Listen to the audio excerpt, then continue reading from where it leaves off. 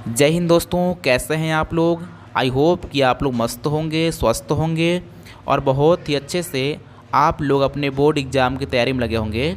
दोस्तों, आज की इस वीडियो में हम लोग क्लास 10 की हिंदी गद्य खंड की जो पहला चैप्टर है जिसका नाम है श्रम विभाजन और जाति प्रथा, इसी का मोस्ट इम्पॉर्टेंट ऑब्जेक्टिव क्वेश्चन देखने वाले हैं। सो दोस्तों, आप लोग पूरा देखिएगा क्योंकि पूरा देखने के पश्चात आपको बहुत सारी जानकारियाँ मिलने वाली है। तो चलिए देखते हैं दोस्तों। यहाँ देखिए, पहला क्वेश्चन मैंने ले रखा है कि श्रम विभाजन और जाति प्रथा के लेखक कौन हैं। तो श्रम विभाजन और जाति प्रथा के लेखक हैं बाबा साहब भीमराव अंबेडकर, यानी कि आपका ऑप्शन नंबर बी सही हो जाएगा। यहाँ पे दूसरा क्वेश्चन है कि डॉक्टर अंबेडकर के पिता का क्या नाम था। तो उनके पिता का नाम था रामजी सकपाल, आप लोग ख्याल रखिएगा। और उनकी मम्मी का नाम था भीमाबाई। क्या था? भीमाबाई। तो इस तरह से उनके पिता का नाम था रामजी सकपाल और उनके मम्मी का नाम था भीमाबाई। तो देखते हैं हम लोग क्वेश्चन नंबर तीसरे को। यहाँ पे क्वेश्चन नंबर तीसरा है कि आधुनिक सभ्य समाज कार्यकुशलता के लिए किसे आवश्यक मानता है। तो देखिए, आधुनिक सभ्य समाज कार्यकुशलता के लिए श्रम विभाजन को आवश्यक मानता है। यहाँ पे क्वेश्चन नंबर 4 है कि जाति प्रथा भारत में बेरोजगारी का एक कारण बनी हुई है, यानी कि प्रत्यक्ष कारण बनी है कि प्रमुख कारण बनी है कि ए और बी दोनों। तो देखिए, ये हो जाएगा ए और बी दोनों, यानी कि प्रत्यक्ष और प्रमुख दोनों ही कारण बनी हुई है। यहाँ पे क्वेश्चन नंबर 5 है कि मूक नायक क्या है। अखबार है कि पत्रिका है कि पुस्तक है कि कहानी संग्रह है। तो मूक नायक एक पत्रिका है। क्या है दोस्तों? पत्रिका है, आप लोग ख्याल रखिएगा, मोस्ट इम्पॉर्टेंट है। 6 है कि डॉक्टर भीमराव अंबेडकर की मृत्यु कब और कहाँ हुई थी। तो देखिए, उनकी मृत्यु हुई थी 1956 में और दिल्ली में हुई थी। पे क्वेश्चन नंबर 7 है कि डॉक्टर भीमराव अंबेडकर का जन्म कहाँ हुआ था और कब हुआ। तो देखिए, उनका जन्म हुआ था 14 अप्रैल सन 1891 ईस्वी को। अंबेडकर की दृष्टि में भाईचारे का वास्तविक रूप कैसा होता है। दूध और शक्कर के मिश्रण की तरह, कि दूध और पानी के मिश्रण की तरह, कि तिल और तंडुल के मिश्रण की तरह, कि पानी और नमक के मिश्रण की तरह। तो देखिए, डॉक्टर अंबेडकर की दृष्टि में भाईचारे का वास्तविक रूप दूध और पानी के मिश्रण की तरह होना चाहिए, यानी कि आपका ऑप्शन नंबर बी सही हो जाएगा। यहाँ पे क्वेश्चन नंबर 9 है कि भारतीय संविधान के निर्माण में महत्वपूर्ण भूमिका किसकी है। तो ये सबको पता होगा कि भारतीय संविधान के निर्माण में महत्वपूर्ण भूमिका डॉक्टर भीमराव अंबेडकर जी का है। यहाँ पे क्वेश्चन नंबर 10 है कि सभ्य समाज की आवश्यकता है, यानी कि जाति प्रथा की आवश्यकता है कि श्रम विभाजन की, कि अणुबम की, दूध पानी की। तो देखिए, सभ्य समाज की श्रम विभाजन आवश्यकता है। क्वेश्चन नंबर 11 है कि प्राथमिक शिक्षा प्राप्त करने के बाद अंबेडकर उच्च शिक्षा प्राप्त करने के लिए कहाँ गए थे। तो आपको पता होगा कि वे न्यूयॉर्क गए थे। कहाँ गए थे? न्यूयॉर्क गए थे। यहाँ पे अगला क्वेश्चन है कि अंबेडकर चिंतन व रचनात्मकता के लिए प्रेरक व्यक्ति थे, यानी कि उनके लिए प्रेरक व्यक्ति कौन थे। बुद्ध थे कि कबीर थे कि ज्योतिबा फुल्ली थे कि इनमें से सभी थे। तो देखिए, उनके लिए सभी के सभी प्रेरक थे, यानी कि महात्मा बुद्ध भी, कबीर भी और ज्योतिबा फुले भी। यहाँ पे क्वेश्चन नंबर 13 है कि जाति पाति तोड़क मंडल भाषण लाहौर में कब हुआ था। तो ये भाषण हुआ था सन 1936 ईस्वी में। अगला क्वेश्चन है जो कि मोस्ट इम्पॉर्टेंट है, बोला है कि श्रम विभाजन और जाति प्रथा क्या है। निबंध है कि कहानी संग्रह है कि भाषण है कि साक्षात्कार है। तो ये देखिए, निबंध है।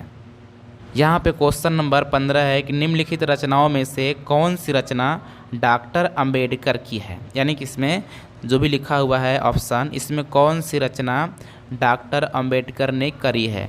The caste in India, the untouchable, who are they, who are Shudras, इनमें सभी, यानी कि ये तीनों के तीनों रचनाएं डॉक्टर अंबेडकर की है। तो आप लोग ऑप्शन नंबर 4 मारेंगे, यानी कि इनमें से सभी। यहाँ पे क्वेश्चन नंबर 16 है कि आधुनिक सभ्य समाज श्रम विभाजन को आवश्यक क्यों मानता है। कार्यकुशलता के लिए, भाईचारे के लिए, रूढ़िवादिता के लिए, कि इनमें से कोई नहीं। तो देखिए आधुनिक सभ्य समाज श्रम विभाजन को कार्यकुशलता के लिए आवश्यक मानती है।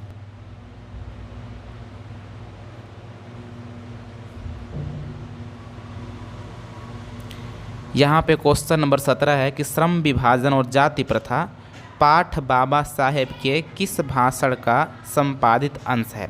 यानी कि जो श्रम विभाजन और जाति प्रथा है, जो निबंध लिखा गया है, उनके भाषण के किस भाषण का मतलब संपादित अंश है। देखिए ये था एनिहिलेशन ऑफ कास्ट। क्या था? एनिहिलेशन ऑफ कास्ट था। एक और आता है, देखिए ये जो भाषण था ये था इंग्लिश में। तो एक क्वेश्चन और आता है कि एनिहिलेशन ऑफ कास्ट का हिंदी में रूपांतरण कौन किया था। तो ये किए थे ललई यादव। कौन किए थे? ललई यादव। हो सकता है कि मैंने आगे इस क्वेश्चन को उठाया होगा कि सेम क्वेश्चन यहाँ पे आ गया है कि अंबेडकर के भाषण एनिहिलेशन ऑफ कास्ट को किसने हिंदी में रूपांतरण किया। तो ललई सिंह यादव ने किया था, जैसा कि मैंने पहले ही आपको बता दिया था।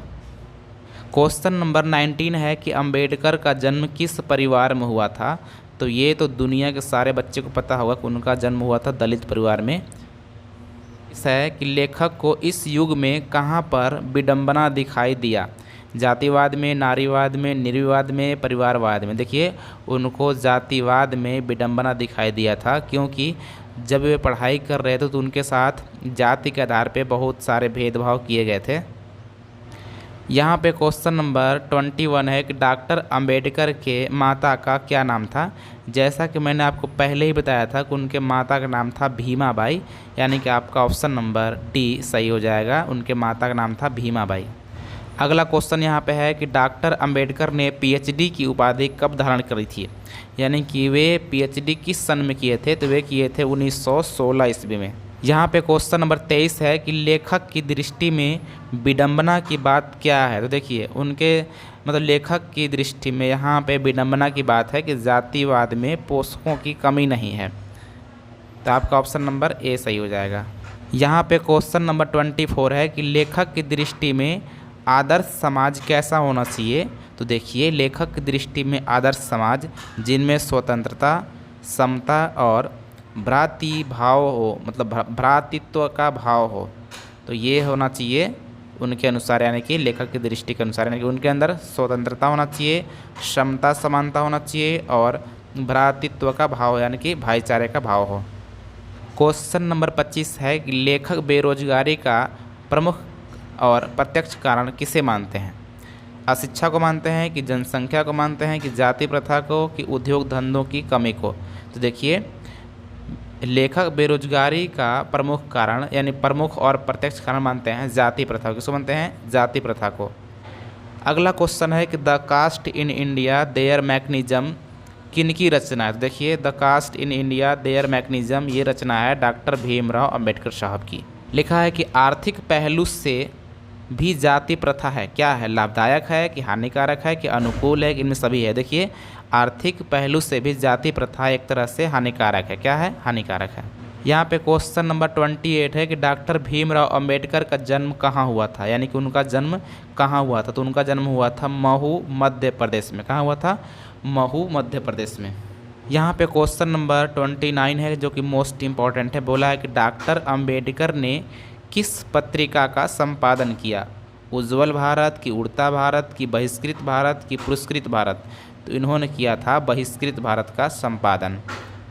यहाँ पे क्वेश्चन नंबर 30 है और लास्ट है कि भारतीय संविधान का निर्माता के रूप में हम किन्हें जानते हैं। यानी कि इसको आप लोग कमेंट में बताइए कि आप लोग भारतीय संविधान के निर्माता को मतलब किसको मानते हैं। महात्मा गांधी को मानते हैं, कि भीमराव अंबेडकर को, कि पंडित जवाहरलाल नेहरू को, कि सुभाष चंद्र बोस को। इसका आंसर आप लोग कमेंट में दीजिएगा, मैं उसका रिप्लाई कर दूंगा। तो दोस्तों यदि आपको ये वाली वीडियो अच्छी लगी हो तो इसको आप लोग प्लीज़ लाइक कीजिए, चैनल को सब्सक्राइब कीजिए, ताकि आपको इसी प्रकार के हर एक चैप्टर का chapter wise objective question and subjective question मिलता रहे। तो दोस्तों मिलते हैं किसी और वीडियो में, तब तक नमस्कार, जय हिंद।